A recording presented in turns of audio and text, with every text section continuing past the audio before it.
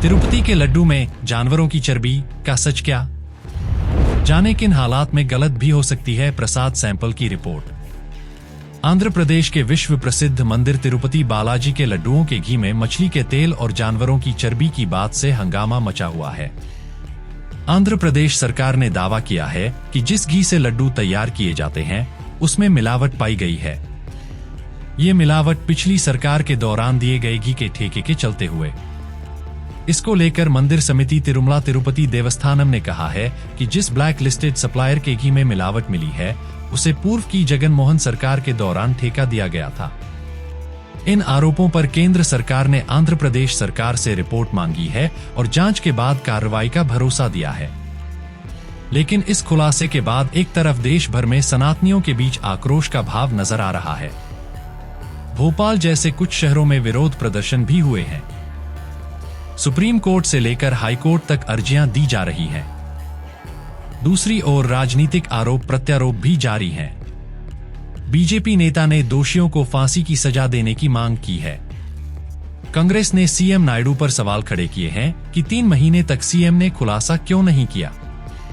इन परिस्थितियों में गलत हो सकती है जांच रिपोर्ट। सैंपल्स में अगर बेहद कमजोर गायों का दूध लिया गया हो, अगर तुरंत ब्याई गाय के दूध का सैंपल लिया गया हो, अगर गाय के दूध में दूसरे जानवरों का दूध मिला हो, अगर ज्यादा तिलहन खिलाई गायों का दूध, अगर गाय बीमार हो या गाय को किसी तरह के केमिकल्स दिए गए हो। जगन मोहन रेड्डी ने आरोपों को बताया निराधार। कांग्रेस ने सीबीआई जांच की मांग भी की है। तो जगन मोहन रेड्डी ने कहा है कि 100 दिन की नाकामी छुपाने के लिए चंद्रबाबू नायडू ने निराधार आरोप लगाए हैं।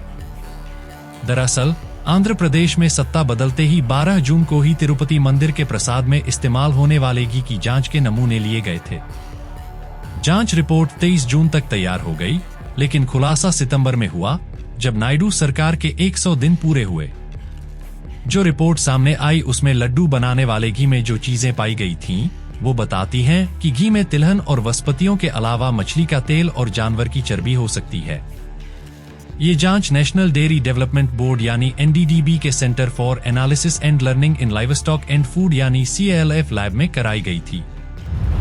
रिपोर्ट में फिश ऑयल, एनिमल टैलो और लार्ड की बात। रिपोर्ट में कहा गया है कि इन लड्डुओं में जिस घी का इस्तेमाल हो रहा है वो घी मिलावटी है और इसमें फिश ऑयल, एनिमल टैलो और लार्ड की मात्रा भी हो सकती है। एनिमल टैलो का मतलब पशु में मौजूद फैट से होता है और इसमें लार्ड भी मिला हुआ था। लार्ड का मतलब जानवरों की चर्बी से होता है और इसी रिपोर्ट में ये भी बताया गया है कि इसी घी में फिश ऑयल की मात्रा भी हो सकती है। हालांकि इस रिपोर्ट में ये भी लिखा है कि कुछ परिस्थितियों के कारण गाय के घी में जानवरों की चर्बी और उनके फैट के अंश पहुंच सकते हैं और जांच में फॉल्स पॉजिटिव रिजल्ट्स आ सकते हैं। घी सप्लाई करने वाली कंपनी की आई सफाई।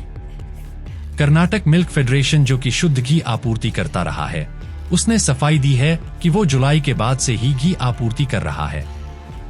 ऐसे में जिस सप्लायर पर अंगुली उठी है उसका नाम AR डेयरी प्रोडक्ट लिमिटेड है। इस कंपनी का कहना है कि वो जांच के लिए तैयार है। उसके 4 ट्रक घी में कोई शिकायत नहीं थी। 5वें ट्रक को रोका गया था।